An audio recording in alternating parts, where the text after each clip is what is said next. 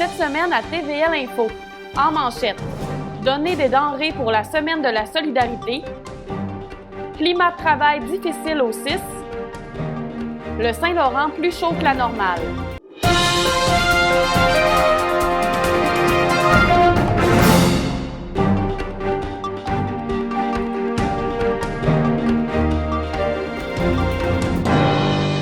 Dans le cadre de la semaine de la solidarité, l'API Côte-Côte-Nord a recueilli des dons alimentaires devant le marché à Forestville. J'étais sur place pour en savoir plus sur l'initiative. Voici mon reportage. La semaine de la solidarité bat son plein du 10 au 16 octobre partout au Québec. Sensible aux difficultés financières de la population qu'elle dessert, l'Association pour la protection des intérêts des consommateurs Haute-Côte-Nord a récolté des dons en argent et en denrées non périssables le 10 octobre aux Galeries Forestville. Cette initiative a été organisée pour la première fois par l'API Côte-Côte-Nord pour soutenir les citoyens de Colombier à Longrive. C'est la semaine de la solidarité. On ramasse des dons pour les banques alimentaires du 10 au 16 octobre. Dans chaque municipalité, ils vont ramasser des dons. Nous autres, c'est pour les frigos communautaires dans le secteur Est, ici. En collaboration avec le Câble Nordais, les autres vont faire la distribution des denrées alimentaires. Les dons en argent ou en denrées qui ont été récoltés tout l'après-midi seront redistribués dans les frigos communautaires de Colombier, Forestville, Portneuf-sur-Mer et Longrive avec la collaboration du Centre d'action bénévole Le Nordais. Il y a beaucoup d'insécurité alimentaire avec les taux d'inflation. On sait tout, les prêts hypothécaires, tout augmente.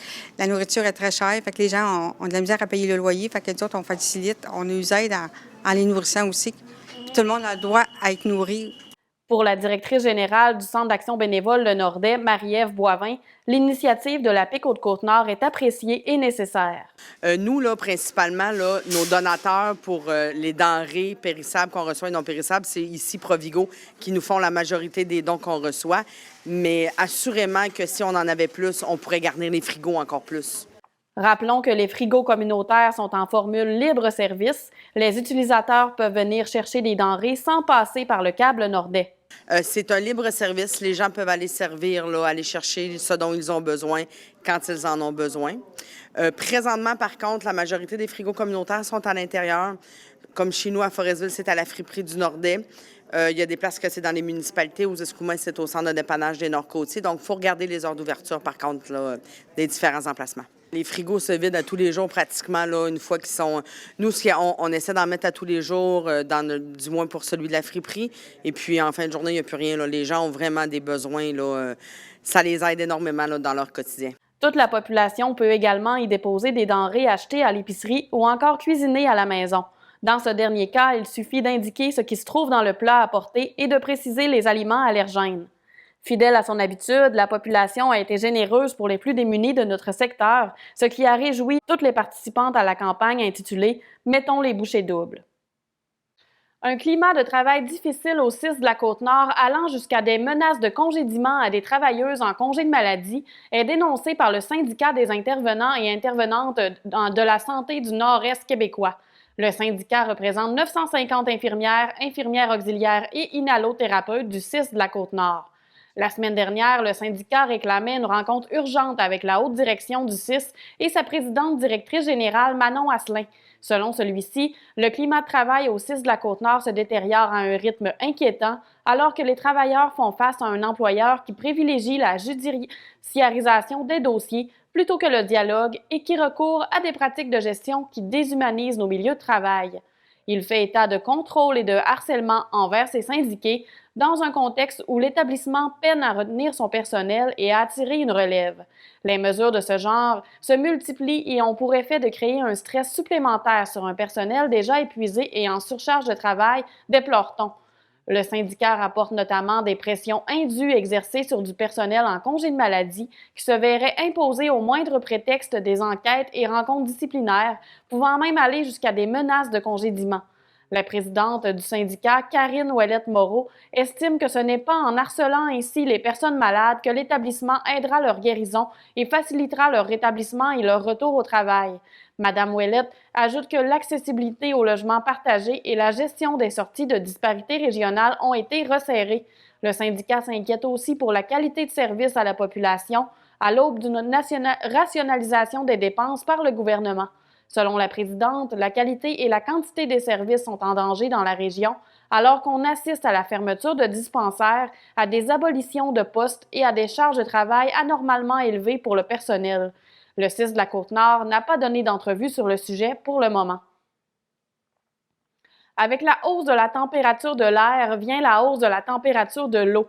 Le mois de septembre ayant été particulièrement chaud, le mercure des eaux du golfe du Saint-Laurent a lui aussi grimpé de plusieurs degrés au-dessus de la normale, enregistrant 2 records. Selon le chercheur scientifique chez Pêche et Océan Canada, Peter Galbraith, ce sont les eaux de l'estuaire et du nord-ouest du golfe du Saint-Laurent qui ont été plus chaudes que jamais auparavant pour un mois de septembre.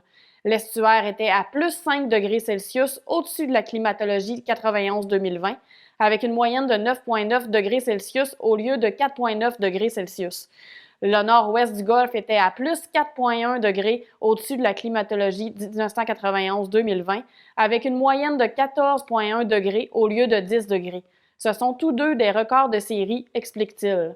Toutefois, le scientifique de l'Institut Maurice Lamontagne précise que ce n'était pas un record pour l'ensemble du Golfe. Les eaux de surface du mois de septembre étaient chaudes à plus 2,1 degrés au-dessus de la climatologie 1991-2020. Est-ce que cette hausse de la température de l'eau est en lien avec les changements climatiques? Pour M. Galbraith, la réponse est simple. C'est en réponse à des températures de l'air très chaudes.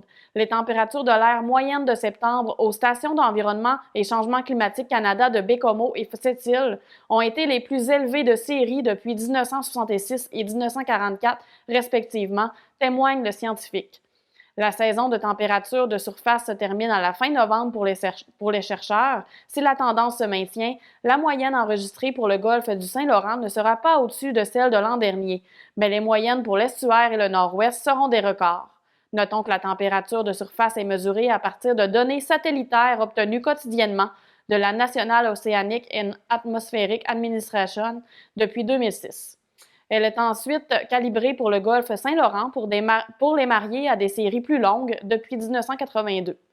Le chercheur de Pêche et Océan Canada ne peut pas s'avancer sur des prévisions de couvert de glace pour cet hiver. Le couplage entre la température de l'air et la température de l'eau est tellement fort qu'il est trop tôt pour savoir selon lui. Les conditions météo du mois de novembre, décembre et même début janvier seront déterminantes.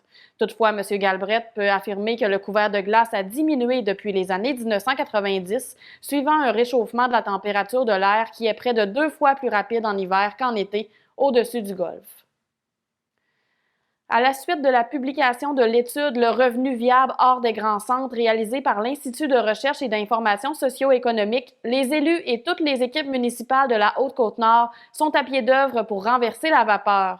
De l'avis de la préfète de la MRC de la Haute-Côte-Nord, Micheline Anctil, cette étude est très claire et le résultat sans surprise. Celle-ci fait ressortir 2 réalités différentes sur le vaste territoire. Elle donnera des pistes aux élus afin de mieux intervenir dans les domaines de l'habitation, de l'alimentation et des transports. Quant au regroupement des partenaires en développement social de la Haute-Côte-Nord, dont les priorités de travail sont la sécurité alimentaire, le logement, le soutien aux familles et la mobilité durable, il croit que cette étude permet de nommer plus spécifiquement les besoins du milieu et d'avoir des leviers pour mieux mobiliser les ressources et soutenir les revendications. Il est possible de consulter l'étude menée par l'IRIS sur le site web de la MRC. Cette enquête démontre, chiffres à l'appui, qu'il est plus difficile de vivre dignement hors des grands centres, surtout pour les personnes seules qui font particulièrement face à des situations de pauvreté. Matt Tremblay, originaire des Escoumins, se fait un cadeau de fête de taille cette année. Pour ses 36 ans, il s'offre un remix de sa chanson Fast and Slow en collaboration avec Jacobus de Radio Radio, qui sera dévoilé le 22 octobre. Mis sur pause durant la pandémie, le projet est maintenant prêt à être lancé sur les différentes plateformes de musique en continu. La pièce a été remixée par Sonny Black, producteur de Camaro et Corneille. Matt Tremblay chante sa partie en anglais, tandis que Jacobus offre un rap en français. L'Escouminois adore le résultat et est heureux de voir la chanson amenée ailleurs. Cette collaboration est née d'une demande Internet de Matt Tremblay. Le trentenaire avait envoyé toutes sortes de propositions à toutes sortes d'artistes. Jacobus, super crinqué, était en mode « moi aussi je veux m'amuser » et il a embarqué, raconte le musicien, acteur et danseur. Le chanteur revient à ses premiers amours. Avant d'être passionné par la danse et le jeu, il a d'abord eu la piqûre de la musique. Il a même fait partie d'un boys band avec lequel il a eu plusieurs contrats de disques. Malgré ses nombreux projets, que ce soit au petit ou au grand écran, Matt Tremblay trouve important d'offrir un message de persévérance aux jeunes de la région. Il aimerait raconter son histoire dans les écoles et les maisons des jeunes pour leur dire « quand on veut, on peut ».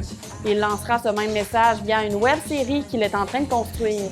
L'artiste a participé à quelques tournages importants dernièrement, dont un projet de super-héros qui ne peut être divulgué pour l'instant.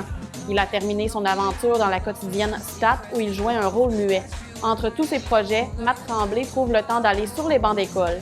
Il termine présentement un cours universitaire à Chicoutimi en cinéma et réalisation. Question de comprendre et d'apprécier encore plus son domaine, selon lui. Les trophées de chasse sont précieux pour ceux qui les récoltent à un point tel que certains chasseurs veulent connaître leur score. Le Bécomois Maxime Larose, originaire de Forestville, est un des 2 seuls mesureurs officiels de Trophée Québec sur la Côte-Nord. Il a suivi sa formation à Rimouski le 21 mai avec l'autre nord-côtier Nicolas Savard.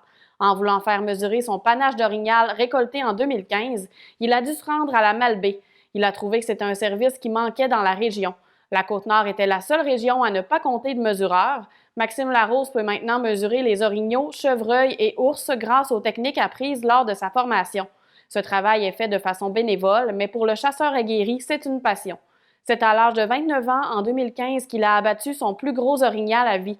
La bête lui a valu la 7e place dans le livre de Trophée Québec, qui reconnaît de façon officielle les grands gibiers trophées récoltés en sol québécois. Il s'agit d'un répertoire complémentaire à celui des États-Unis. Il avait obtenu un pointage de 197,58. C'est le plus gros panache d'orignal qu'il a eu la chance de croiser, tout comme c'était le cas pour son mesureur. Plusieurs critères sont pris en compte pour le comptage des points par le mesureur, comme l'envergure du panache, la largeur et la longueur de la palette, la grosseur des mérins. À la suite de son travail, le mesureur fait parvenir les informations récoltées à Trophée Québec si le score requis est atteint. Pour l'orignal, le pointage minimal est de 130 à l'arc et 150 à la carabine. Le passionné de chasse a inscrit son premier trophée cette saison en tant que mesureur. L'orignal d'Alexandre Boudreau de Bécomo a cumulé suffisamment de points pour faire partie du registre, soit un total de 164,38. L'électricien de formation adore son expérience jusqu'à maintenant. Notons que les chasseurs doivent patienter 60 jours afin de procéder au mesurage de leur trophée pour lui laisser le temps de sécher. Maxime Larose peut mesurer les trophées de partout sur la Côte-Nord. Les gens de la région peuvent le contacter et lui apporter leur orignal, chevreuil et ours pour courir la chance de figurer dans les records provinciaux. C'est ce qui met fin à ce bulletin d'information. À la semaine prochaine.